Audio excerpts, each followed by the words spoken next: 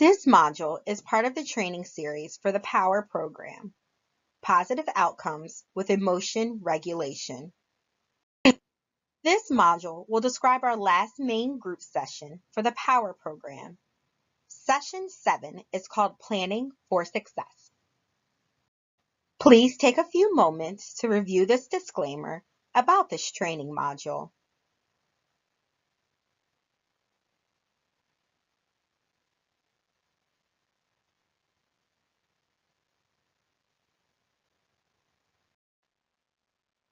There are two objectives for this group meeting. First, students will be able to independently describe and demonstrate the steps to emotion identification, relaxation, activity scheduling, observing thoughts, and the catch, check, choose strategies. Then, students will develop a plan to support them in using these strategies. For Group Meeting 7, students will need their student books, a writing utensil, and this week's challenge form. In order to run this group meeting, you will need the agenda, the group expectations poster, and your week 6 completed challenge form. You will also need some materials for the review game this week, including the steps for the review game, the strategy slips cut into strips, which will be placed in a container, a timer, and drawing materials.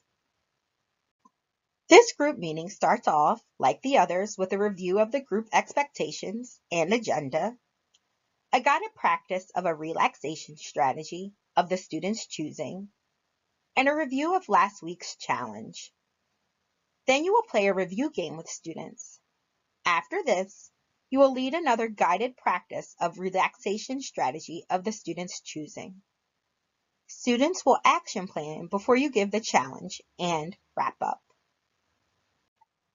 This group meeting begins with a review of the group expectations and the agenda for the day.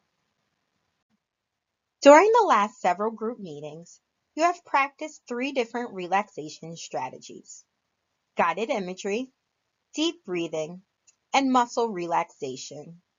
This group meeting, you will lead the students in a guided practice. You can either select a strategy yourself or offer the option to students to select one. The scripts for all 3 strategies are included in the manual. Last week, students were asked to practice using the catch, check, choose strategy in the real world and either write or draw about it. Before reviewing the challenge, lead the students in a brief review of the steps to the catch, check, choose. Then share your completed challenge form, including the thought you had and what adaptive, brave, or calm thought you could have thought instead. Once you reviewed your example, ask students to share their challenge forms. If a student does not have a form, ask them to share their responses verbally. The purpose of this next section is to review all the strategies taught in the POWER program through a game format. Put the group members into teams. Each student, alternating teams, will pick a slip of paper from a container. The paper will contain a clue. Each student will read the clue to themselves and then decide whether they want to act it out, like charades, draw it, like Pictionary, or describe it, like Taboo. The student will have 30 seconds to act it out, draw it, or describe it. Then all the team members will try to guess the clue. Students will have access to a list of strategies in their student book to help them guess. If the team guesses correctly, they will earn a point. If not, the other team will have a chance to guess and earn a point. Each team will play 5 rounds of clues. You will model one clue for the students before playing the game. You will select a clue and then determine whether you will act it out, draw it, or describe it. Then you will start the timer and act it out, draw it, or describe it. Everyone can guess for this model and no points are rewarded. Once you have practiced, you will ask if there are any questions and then start the game. Be sure to remove the strategy slips from the container after they have been used. After the game, the group will do another guided practice of a relaxation strategy.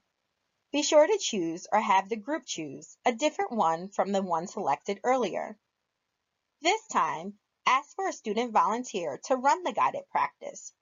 They can do it from memory or by using the script on pages 25 and 27 in their student book. In the next section of the group meeting, students will develop an action plan for themselves to use the strategies from the POWER program after the group has ended. In the student book, there is a planning form for students to complete. It prompts them to consider their emotional goal, what internal and external clues to look for in identifying their emotions, what relaxation strategy they want to use or when, what behavioral activation strategies to try, how to observe their thoughts, and how and when to use the catch, check, choose strategy. Students will complete this form independently, and you will monitor the group and answer questions and discuss plans.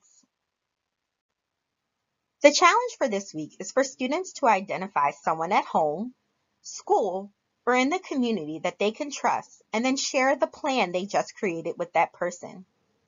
It can be anyone that they trust, including a friend, family member, school staff, neighbor, or other adult.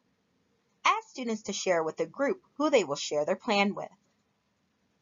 This is the last meeting of the POWER program. There's an optional booster meeting for the group and one for individual students if you elect to hold either of those. Following the group meeting, please make a copy of the student's book for your records and to use in booster sessions, if you decide to hold these. Once you have a copy of each of the books, you will return the original to the respective student to take home. They will need the student book to complete the challenge and use as a resource, so don't forget to give it back to the student after making copies.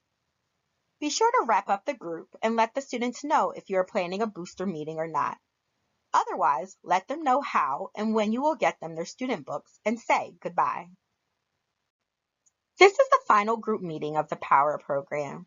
If you plan to hold a booster meeting, either for the group or for individual students, or both, please watch the training modules designed for these. If not, we hope you have found these training modules helpful. Thank you for watching our training series.